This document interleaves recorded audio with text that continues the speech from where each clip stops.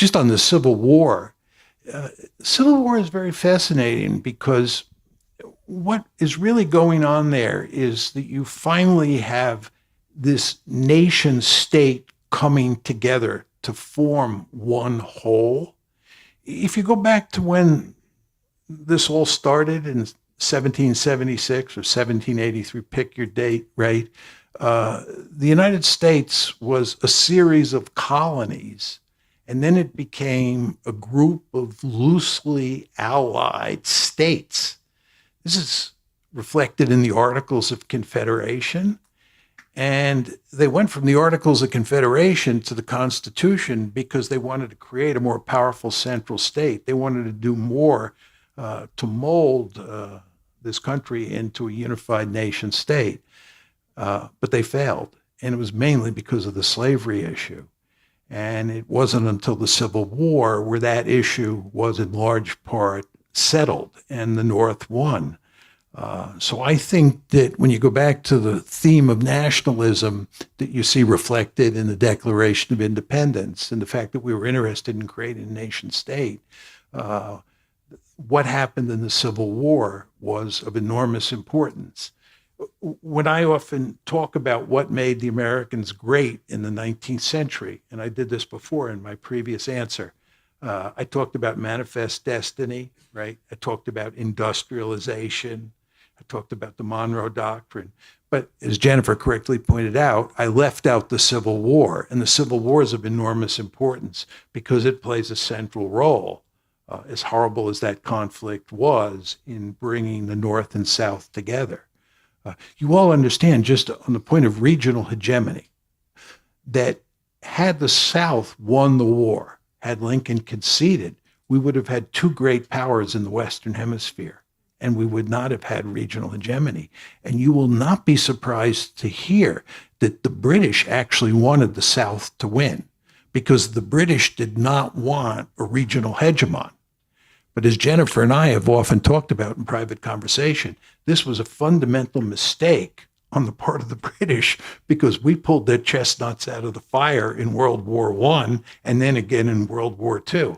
So in the final analysis, the British were actually lucky that the North won the Civil War, that we became a regional hegemon, that we became remarkably powerful. And as we've talked about, we're in a position to rescue Britain.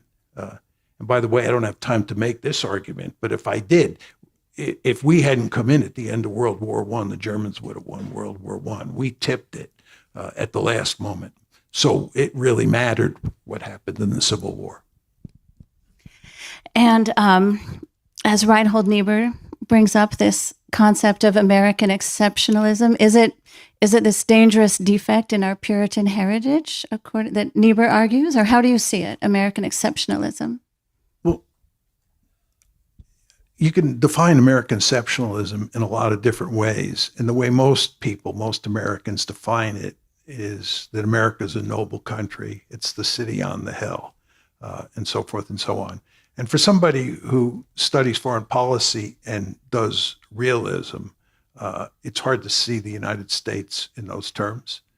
As I said to you before, I think that we are an incredibly ruthless country. The amount of murder and mayhem that we've created around the world is just unbelievable. You know, I was looking at a study the other day put out by Lancet, which is a scientific journal. And they did a study. This was put out, you can see it on the internet. It was put out in November of 2025. And what the article did was it looked at sanctions, American sanctions, from 1971 to 2021. 1971 to 2021. And it asked what were the consequences of those sanctions. And we murdered 38 million people. 38 million people. The amount of havoc we have wrought on the Middle East in recent years is just stunning. If you think about the consequences of the Iraq War, what we do in places like Venezuela, Cuba, Iran, you understand we're using this tremendous economic leverage we have to basically starve people, to make them suffer, to inflict great punishment on them so that they'll rise up against their government. You understand that this is what we're doing in Venezuela. This is what we're doing in Iran. We're inflicting massive punishment on these people.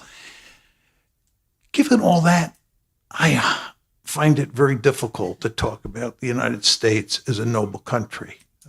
I just don't think that we are exceptionally virtuous when it comes to foreign policy.